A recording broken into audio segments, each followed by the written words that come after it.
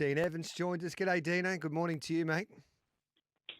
G'day, Gareth. How are you, mate? Can you make that announcement that King Colorado will be definitely going to the Cox Plate and be mighty hard to beat around the valley? Mighty hard to beat might be a bit of a stretch, but he's definitely going, which is exciting. Beautiful. It's just incredible. It's just incredible to have a runner in such a prestigious global race, and we just couldn't be more excited. And 3-year-olds have a pretty strong record in the race, and they can really improve on their Guineas run. So we're excited. Is Mickey D riding? Is that right? That's the plan. Yeah. We had luck. We just couldn't slot in where we needed, and 3 wide, no cover on that day with that strong westerly. There's nothing that finished within Cooey that was out wide on the day, and yet for him to stick on and run fourth, I thought was a pretty big run. Yeah, it was a mighty effort, and it sometimes can be heartbreaking in a way. Not heartbreaking, but there's so many different variables that this beautiful game throws up, and the wind conditions, I think, threw everyone out a little bit last Saturday. As you analyse those races at Caufield, I think that you had to take that into consideration. It was just sometimes impossible for horses to get into a race because of the wind. Yeah, you're completely right, and it definitely favoured sort of those horses on the fence close to the pace. Yeah. Horses that sort of got back and buried in the ruck out the back had absolutely no hope. And there were a lot of good horses that were on face value disappointing, but I think you can forgive them. And certainly a lot of horses that when they get to Flemington, for example, and the big stretches, I think their form will completely turn around on those bigger tracks, or even if they come back to Roundabout or Rosehill. But really interesting day and a strange day, and we had a lot of strange sort of flops. But I think I was so wrapped with his run just because we weren't totally sure what to expect. We weren't sure if he'd 100% come up. But I thought it was one of the runs of the day, really, to be 3 wide, no cover in that Group 1 and not be too far off him. 0499 736 736 to join our conversation. If you've got a tip for us in the Caufield Cup, let's go through the Bet365 market for this year's Caufield Cup. My great mate Tommy Steinfort told me, Gareth, you got to read the market in market order, not in numerical order. So I said, okay, I'll try my very best. But basically, we've got 3 equal favourites here. Salcombe at 650, West Wind Blows at 650, and Gold Trip at 650. Without a fight, $8 question mark needs to pass a test today from the vet. Montefilia, break up at $8.50 as well.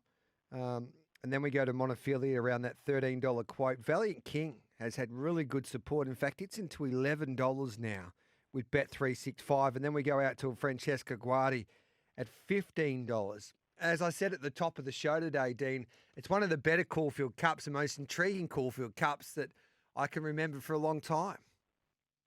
Yeah, it is. It's a really, really great race this year, and the Caufield Cup is a race where the imports have a great record. Dunedin, Admire Rakti, Best Solution, Murder Glass in the last 12 years alone, and then we've had some really good local winners like Incentivizer, Elegant, Jamaica, and I think we've been missing, the Japanese influence, and we had no imports in the race last year, so it's really exciting to have some of the imports in the race this year. Really strong, Japanese runner. We've got West Wind Blows and Akita Sushi and Valiant King. And then you got these Aussie horses that are really in good form. Gold Trip couldn't have been more impressive. Without a fight, probably couldn't have been more impressive on his first top run either. Montefilia comes off a really strong run, and you've got Salcombe who's going really well too. So, it's a very strong sort of even race. I'm pretty keen on the Japanese runner here, Break Up. He's pretty consistent, 5 wins, 7 placings from 21 starts. He's a Group 2 winner over 2,500. He's won a Group 1 fourth in Japan at Tenno Show. The Japanese sales are, they're panels above ours and the rest of the world, and they've proven that for a long time. The last time the Japanese came to the Spring Carnival was 2019, and Murder Glass won this race, and Libre Sure won the Cox Plate. We've had the likes of Delta Blues and Pop Rock and Admire Rakti all come here and dominate. Break Up holds similar form lines. He actually probably had better form lines, being a Group 2 winner over 2,500 than some of those. He just maps really, really perfectly here with D Lane drawn 5. I think he'll be sort of camped up right up on the speed in sort of the first 5. And I think he's going to be very, very hard to beat.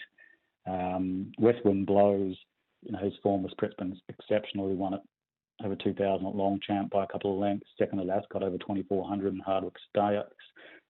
He beat the Melbourne Cup winner there, Melbourne Cup favourite Doval Legend there from last year, and third in the Coral Eclipse, which is a huge race at Sandown and beat on Dubai Honour, who obviously dominated when he came over here. And then he ran second on the Turnbull after, I thought it was a bit of an average ride and was caught out wide, no cover there, had to push forward. My only concern really with West Wind Blows, I think if we had an Aussie jockey, I'd be very, very, very confident. Jamie Spencer doesn't have a great record here. He's had 5 rides here for duck eggs, and that's probably the only query. And I think the two Joseph O'Brien horses, Kita Sushi, won over this trip under Ryan Moore, and then third in the Irish St. Ledger and Valiant King, a Northern Hemisphere 3-year-old, and Joseph O'Brien's won a Cox Plate with one of those here. And he was second in the Belly Roan last start to the Melbourne Cup favourite Volbin, who's a very good horse. So, I think there's plenty of opportunity here, and I'm quite keen on the imports actually. I think the track might be a bit too firm for Gold Trip, and he's got the big weight. And without a fight, I know he goes well sort of racing this way with his race of space, but second up in the Caufield Cup off an 1,800 metre run, I'm just going to risk him as well. Montefiore, I think, have run well, but I'm just not sure that she's as well weighted as some of the others, and so I'm keen on the imports here. But for sure, I think Breakup is the one who ticks all of the boxes.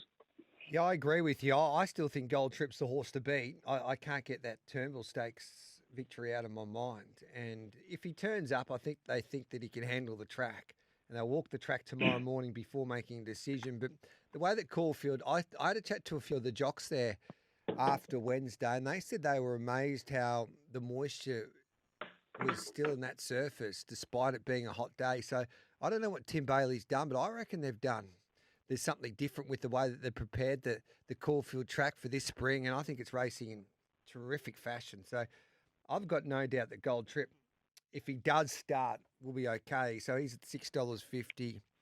Without a fight, $8. Break up at $8.50 here with Bet365. And there's a horse down the bottom, as we just mentioned, Valiant King at $11. It's had some really good backing. A couple of questions coming through for you here, Dino. What about Hugh Mel at $15, stepping up to the 2,400 metres?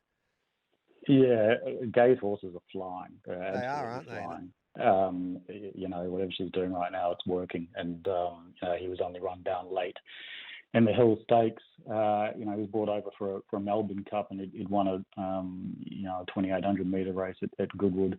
The trip's no problem for him. He's going to be in it for a long way. Tim Clark right up there on the speed. I couldn't talk you out of Hugh Mal. I'm just leaning towards the imports as being better than ours, but he's going to run a really good race. All right, then let's have a look at some of those feature races in Sydney at Randwick tomorrow afternoon, and this is the final meeting really of the spring there at Randwick before we go to Rose Hill. Race number 8 is the 5 Diamonds Prelude, and the market says it converges at $10. Democracy Manifest at $5, Conta Haley at $5, so they're equal favourites at the moment. And then we go down to Waterford at $8, given an each-way chance. As I mentioned, Converge at $10, Detonator Jack at $11, Faulkner Park at $10. David Eustace saying that Detonator Jack will be an improved horse this run. He was a little bit disappointing the other day. And then $15 and better for the rest. St. Lawrence at $15. Waddy goes at $19. And just down the bottom there, Altivo definitely does go to Sydney and not Melbourne, and he's at $11 here. What are you thinking, Dean? Yeah, look, I think the horse that really stood out for me was actually Converge. It's just a massive class drop for this horse. He mixes his form, but he doesn't like wet tracks, and that's often an explanation for why he mixes his form in different preps. But he was third in the George Ryder, earlier this year, only beaten sort of a neck by Animo and Fangirl. He ran second in the BTC Cup in Brisbane Group 1. To think about it, he just won the Everest. His first up run, he had 59 in the Bill Ritchie. He ran fourth at Radina, who obviously won the Epsom Handicap. He was giving a lot of weight to a lot of horses. Then the Epsom, you just got to watch the replay. He just never, ever really got a run. And so you just put a line through that. He did look like he was trucking into the race quite well. He looks really weighted here, and I've got 59.5, but the minimum is 56. And he's running a lot of horses here that are in the market, like the likes of sort of El Tivo, and walk in the park, and then some horses that are really sort of coming out of benchmark races. Democracy Manifesto were really, really impressive. At some handicap runs, pretty unlucky there, but he's just going to map sort of right out the back here, a long, long way back, and jump 6 kilos for this. Coda Healy's second up over a mile at Randwick, which I just find is always quite difficult to do, even though it was good first up. And Waterford, I think, is certainly the big danger. The sectionals he ran and the Shannon plus 11.8 for the last 800 was hugely impressive. My only question with him is sort of all of his best runs have been at Rose Hill, and the both times that he's run at Randwick has been pretty flat. So it's hard to come into him with huge confidence, but I'm very keen on Converge. I just think he's going much better than his form reads. He's the clear Group 1 horse in this race. And I think it's really hard to beat at sort of $10 with Waterford the danger. Well, good push there for Converge. And then we'll have a look at the Big Dance wild card. We've got a $6.50 favourite here in Spangler for Chris Lees and Tommy Berry. And then we've got a host of horses around that $7.50 quote. Flying Crazy for Team Hawks. Wayne Hawks gave that horse a big push there the other day. And Journalism that's had good support, the stablemate to Converge at $7.50. So another one for Gay Waterhouse and Adrian Bott. King of the Castles at $8. And then we go to a horse like Four Vella at $9. Steely's around that $11 quote. Lions Roar $12 here for this year's Big Dance wildcard. It's another competitive race. There's a few chances here, Dino. Yeah, definitely. I think there were just some in the market that could potentially be risked. I think Spangler just gets so far back in its races that it's going to be, a long way off and sort of coming off a 5-week break. Flying Crazy, I'm not too sure that horse gets a mile, so it's a bit of a question mark as well. Lions Roar is a horse who won the Randwick Guineas really impressively. And that was a good day. I was on him when he was about 30-1. And since then, he's been beaten the head in the Villiers. He's been beaten the nose in a Wagga Gold Cup. He was really, really good first up in the Shannon. He ran the third quickest last 800 of the day, plus 10.1, which suggested he's going really well. And then it was a bit flatter in the Ellen Brown, but it was sort of going back to 1400 at Rose Hill. He got a bit crowded sort of in the straight. And I think the mile at Randwick, that suits him much better as a horse. And again, he's a class runner, and I think he's a really good chance. For Vella is sort of getting up to full fitness now. To Gay, ran second in a Canberra mile, was not too bad last start, and just her horses are flying so well, he'll be up in the speed and be a really strong chance. And Highlights, I thought, was a really, really huge price. Backed him second up at Randwick over a mile, and he got beat with a neck by Unspoken.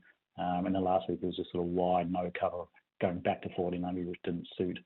He's on the back up here. He drops from 58 to 52, and he's around sort of $17. So I think there's a bit of value in this race. But I think sort of Lions Roar, For Vella, and Highlight, they're all double-figure odds, and they look the three on top for me. Love it. Plenty of value across those two meetings tomorrow and some of those feature races we've had a chat about. Dino, enjoy next week, as you've got a runner in the Cox Plate, but enjoy Caufield Cup Day, mate. Thanks for your time as always. And as we always say, the best investment that you can make on the weekend is sign up with Winning Edge Investments.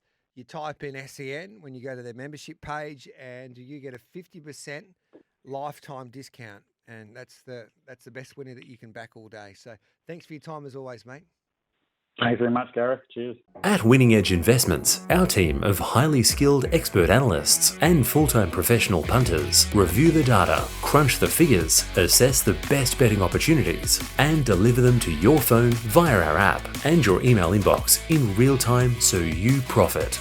Go to www.winningedgeinvestments.com. Look at our membership options. Make your choice and enter the promo code PODCAST to receive a special 25% discount on your first membership just for listening. That's PODCAST in capital letters for a 25% ongoing discount on your first membership.